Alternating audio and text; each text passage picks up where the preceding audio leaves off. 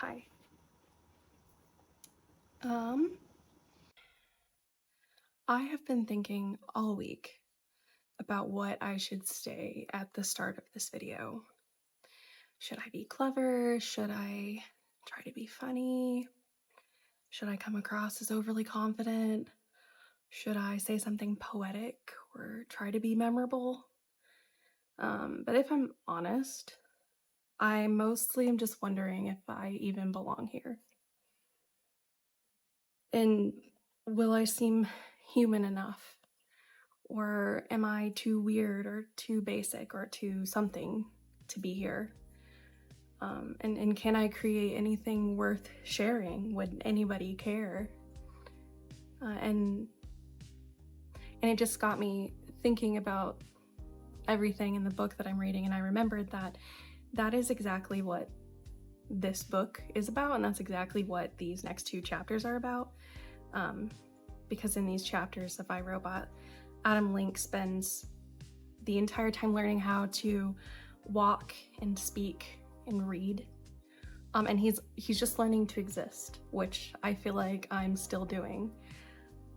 So in a way, he's wondering what people think when they look at him. Do they see him for who he is? Can they look past what he is and see who he is? And this has got him questioning who he is. And all of this just got me thinking that these aren't just robot thoughts, they're human thoughts. And I realized that I've been trying to imagine what other people are thinking about me, instead of thinking with other people. And I forget, as do we all, that there are people out there that are possibly feeling what you're feeling, and they're feeling some of these same things. So yeah, this is just me showing up here, and this is my voice and my questions, and we're all maybe just a little bit like Adam. So thanks for being here with me. Let's read. Chapter 2, My Education. In 3 days I learned to talk reasonably well. I give Dr. Link as much credit as myself. In those 3 days he pointed out the names of all objects in the laboratory and around. This fund of 200 or so nouns he supplemented with as many verbs of action as he could demonstrate. Once heard and learned, a word never again was forgotten or obscured to me. Instantaneous comprehension, photographic memory, those things I had. It is difficult to explain. Machinery is precise, unvarying. I am a machine. Electrons perform their tasks instantaneously. Electrons motivate my metallic brain. Thus, with the intelligence of a child of 5 at the end of those 3 days, Dr. Link taught me to read. My photoelectric eyes instantly grasped the connection between speech and letter as my mentor pointed them out. Thought association filled in the gaps of understanding.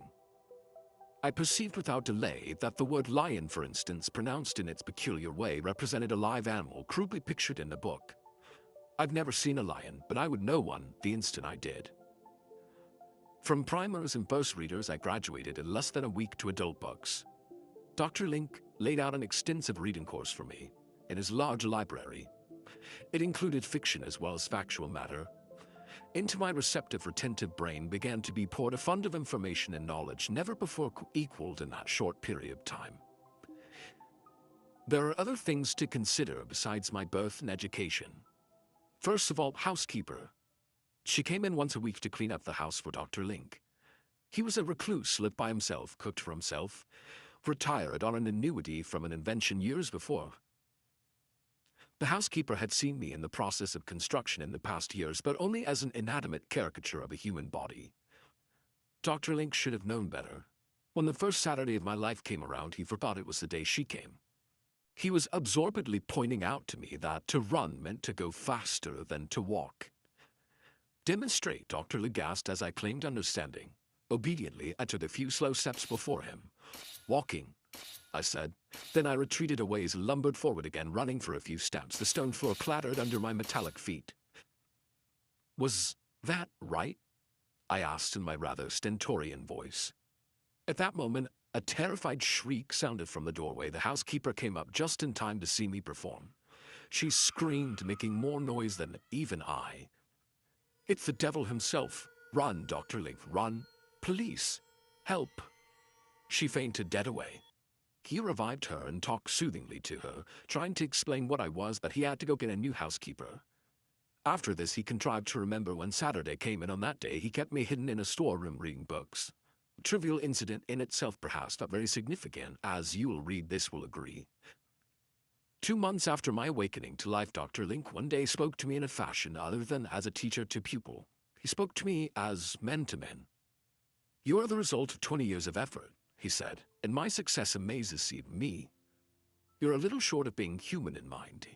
You are a monster creation, but you're basically human. You have no hereditary, your environment is molding you. You're the proof that mind is an electrical phenomenon, molded by environment. In human beings, their bodies called heredity, our environment, but out of you I will make a metal wonder." His eyes seemed to burn with a strange fire, but this softened as he went on. "I knew I had something unprecedented and vital 20 years ago when I perfected an iridium sponge sensitive to the impact of a single electron. It was a sensitivity of thought. Mental currents in the human brain are of that micro-magnitude. I had the means now of duplicating mind currents in an artificial medium, and from that day to this I worked on the problem. It was not long ago that I completed your brain, an intricate complex of iridium sponge cells. Before I brought it to life, I had your body built by skilled artisans. I wanted you to begin life, equipped to live in it and move in it as nearly in the human way as possible. How eagerly I awaited your debut to the world." His eyes shone. "You surpassed my expectations. You're not merely a thinking robot, a metal man. You are life, a new kind of life. You can be trained to think, to reason, to perform. In the future, your kind can be of inestimable aid to man and his civilization. You are the first of your kind." The days and weeks slipped by. My mind matured and gathered knowledge steadily from Dr. Link's library. I was able in time to scan and absorb a page at a time of reading material, as readily as human eyes scan lines. You know the television principle. A pencil of light moving hundreds of times a second over the object to be transmitted. My eyes, triggered with speedy electrons, could do the same. What I read was absorbed, memorized instantly, and from then on it was a part of my knowledge. Scientific subjects particularly claimed my attention. There was always something indefinable about human things. Something I could not quite grasp, but science digested easily in my science-compounded brain. It was not long before I knew all about myself and why I ticked, much more fully than humans know why they live, think, and move. Mechanical principles became starkly simple to me. I made simple suggestions for improvements in my own makeup that Dr. Link readily agreed upon correcting. We added little joints in my fingers, for example, that made them almost as supple as their human models. Almost, I say. The human body is a marvelously perfected organic machine. No robot will ever equal it in sheer efficiency and adaptability. I realized my limitations. Perhaps you'll realize what I mean when I say that my eyes cannot see colors, or rather I see just one color in the blue range. It would take an impossibly complex series of units bigger than my whole body to enable me to see all colors. Nature has packed all that in 2 globes the size of marbles for her robots. She had 1 billion years to do it, but Dr. Link only had 20 years. But my brain, that was another matter. Equipped with only the 2 senses of one color, sight, and limited sound, it was yet capable of garnishing a full experience. Smell and taste are gastronomic senses. I do not need them. Feeling is a device of nature's to protect a fragile body. My body is not fragile. Sight and sound are the only 2 cerebral senses. Einstein, colorblind, half-deaf, and with deadened sense of taste, smell, and feeling, would still have been Einstein mentally. Sleep is only a word to me. When Dr. Link knew he could trust me to care of myself, he dispensed with the nightly habit of turning me off. While he slept, I spent the hours reading. He taught me how to remove the depleted storage battery in the pelvic part of my mental frame when necessary and replace it with the fresh one. This had to be done every 48 hours. Electricity is my life and strength. It's my food. Without it, I am so much metal junk. But I have explained enough of myself. I suspect that 10,000 more pages of description would make no difference in your attitude. You, who are even now. An amusing thing happened one day not long ago. Yes, I can be amused too. I cannot laugh, but my brain can appreciate the ridiculous. Dr. Link's perennial gardener came to the place unannounced, searching for the doctor, to ask how he wanted the hedges cut. The man came up us on the back, walking side by side, for Dr. Link's daily light exercise. The gardener's mouth began sneaking and then ludicrously gaped open and stayed that way as he caught a full glimpse of me. But he didn't faint and fright as the housekeeper had. He just stood there, paralyzed. "What's the matter, Charlie?" queried Dr. Link sharply. He was so used to me that for the moment he had no idea why the gardener should be astonished. That thing," gasped the man, finally. "Oh, well, it's a robot," said Dr. Link. "Haven't you ever heard of him? An intelligent robot. Speak to him, he'll answer." After submerging, the gardener sheepishly turned toward me. How do you do, Mr. Robot?" he stammered. "How do you do, Mr. Charlie?" I returned promptly, seeing the amusement in Dr. Link's face. "Nice weather, isn't it?" For a moment the man looked ready to shriek and run, but he squared his shoulders and curled his lip. "Trickery," he scoffed. "That thing can't be intelligent. You've got a photograph inside of it. How about the hedges?" "I am afraid," murmured Dr. Link with a chuckle, "that the robot is more intelligent than you, Charlie." But he said it so the man didn't hear him, and then directed how to trim the hedges. Charlie didn't do a good job. He seemed nervous all day. Chapter 3. My Fate. One day Dr. Link stared at me proudly. "You have now," he said, "the intellectual capacity of a man of many years. Soon I'll announce you to the world. You shall take your place in the world as an independent entity, as a citizen." "Yes, Dr. Link," I returned. "Whatever you say, you're my creator, my master." "Oh, don't think of it that way," he admonished. "In the same sense, you're my son. But a father is not his son's master after his maturity. You've gained the status." He frowned thoughtfully. "You must have a name." Adam Link." He faced me and put a hand on my shiny chromium shoulder. "Adam Link, what is your choice of future life?" "Oh, I want to serve you, Dr. Link." "But you'll outlive me. You may outlive several other masters." "Oh, I'll serve any master who'll have me," I said slowly. "I've been thinking about this before. I've been created by man. I will serve man." Perhaps he was testing me, I don't know. But my answers obviously pleased him. "Now," he said, "I will have no fears in announcing you." The next day, he was dead. That was 3 days ago. I was in the storeroom reading. It was housekeeper's day. I heard the noise.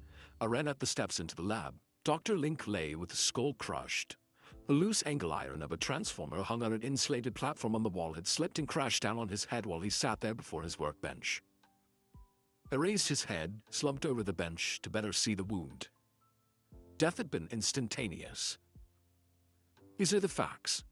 I turned the angle iron back myself. Blood on my fingers resulted when I raised his head, not knowing for the moment that he was stark dead. In a sense, I was responsible for the accident, for in my early days of walking, I'd once blundered against the transformer shelf and nearly torn it loose. We should have repaired it. But that I am his murderer, as you all believe, is not true. The housekeeper had also heard the noise and come from the house to investigate. She took one look. She saw me bending over the doctor, his head torn and bloody, and she fled, too frightened to make a sound. It would be hard to describe my thoughts. The little dog Terry sniffed at the body, sensed the calamity, and went down on his belly whimpering. He felt the loss of a master, and so did I. I'm not sure what your emotion of sorrow is. Perhaps I cannot feel that deeply, but I do know that the sunlight seems suddenly faded to me. My thoughts are rapid. I stood there only a minute, but in that time I made up my mind to leave. This again had been misinterpreted.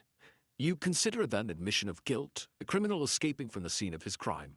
In my case, it was a full-fledged desire to go into the world and find a place in it. Dr. Link and my life with him were a closed book. No use now to stand and stay and watch ceremonials. He'd launched my life, then he was gone. My place now must be somewhere out in the world I'd never seen. No thought entered my mind of what you humans went to sign about me.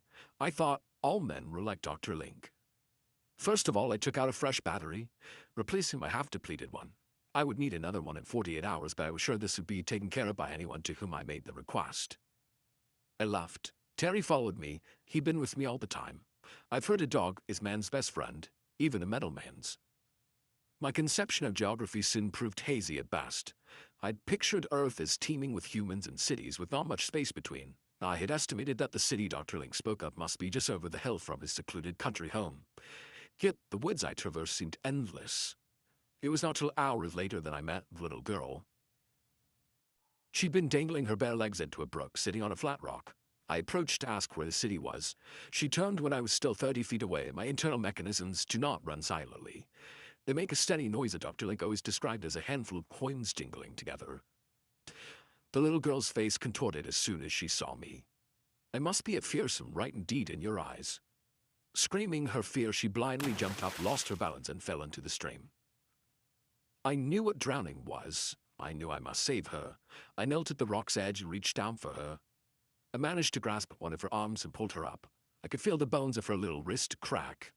I had forgotten my strength. I had to grasp her little leg with my other hand to pull her up. The livid mark showed on her white flesh when I had laid her on the grass, and I can guess now what interpretation was put on all this. The terrible raving monster I'd tried to drown her and break her little body in wanton savageness. You others of her picnic party appeared then. In answers to her cries, you women screamed and fainted, and you men snarled and threw rocks at me. But what strange bravery imbued the woman, probably the child's mother, who ran up under my very feet to snatch up her loved one. I admired her. The rest of you I despised for not listening to any of my attempts to explain. You drowned out my voice with your screams and your shouts. Dr. Link's robot, it escaped and gone crazy. He should have made that monster. Get the police. Nearly killed poor Francis.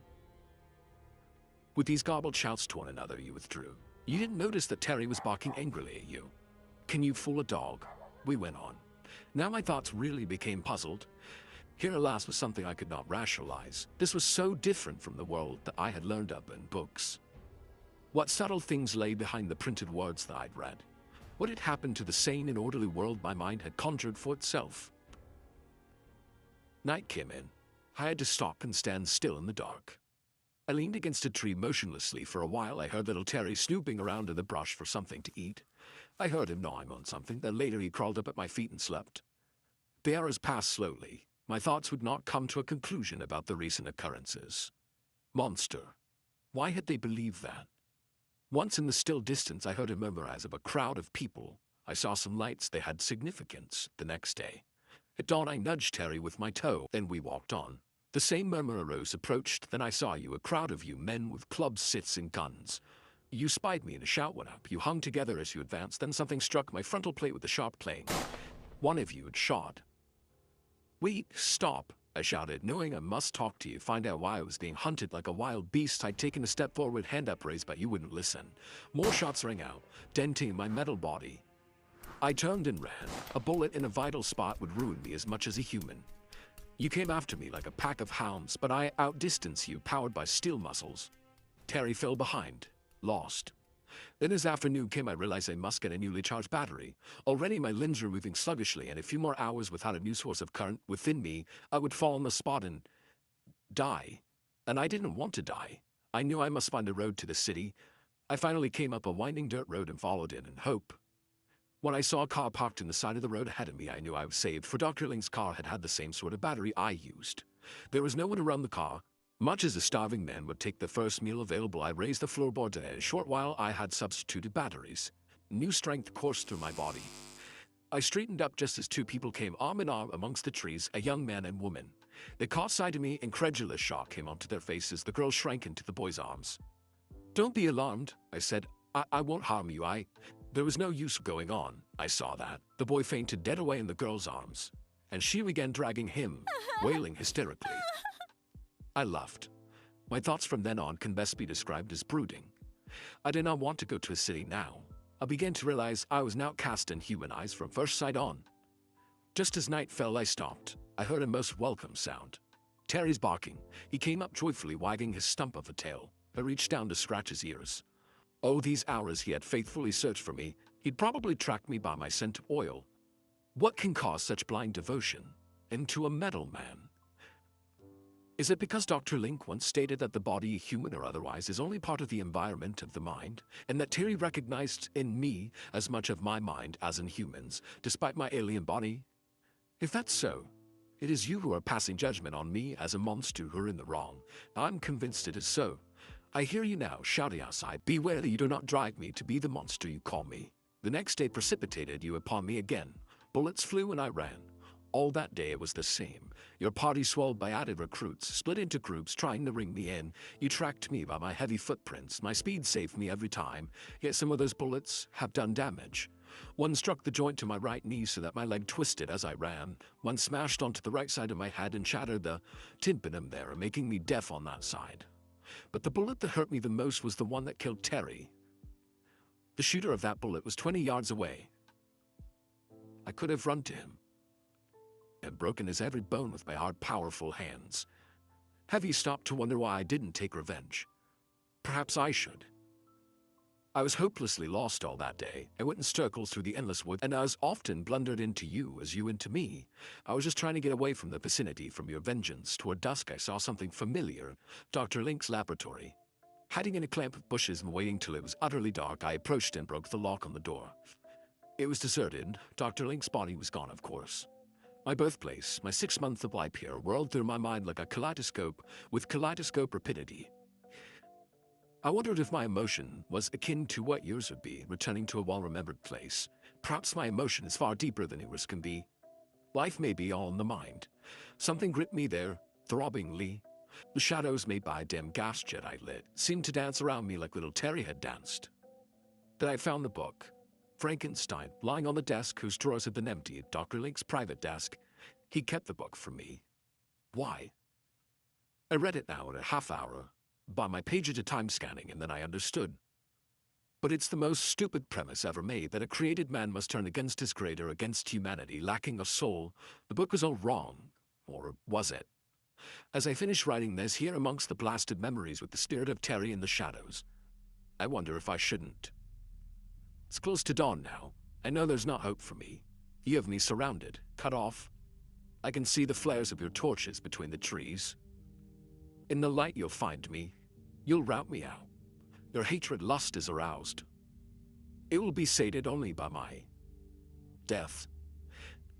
I've not been so badly damaged that I cannot still summon strength and power enough to ram through your lines and escape this fate, but it would only be at the cost of several of your lives, and this is the reason that I have my hands on the switch that can blink out my life with one twist.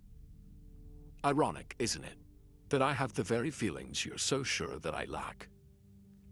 Signed, Adam Link. Thank you for spending this time with me and with Adam. From his very first words to his final quiet acts, the story has been about more than just a machine learning to think. It's about identity, loneliness, perception.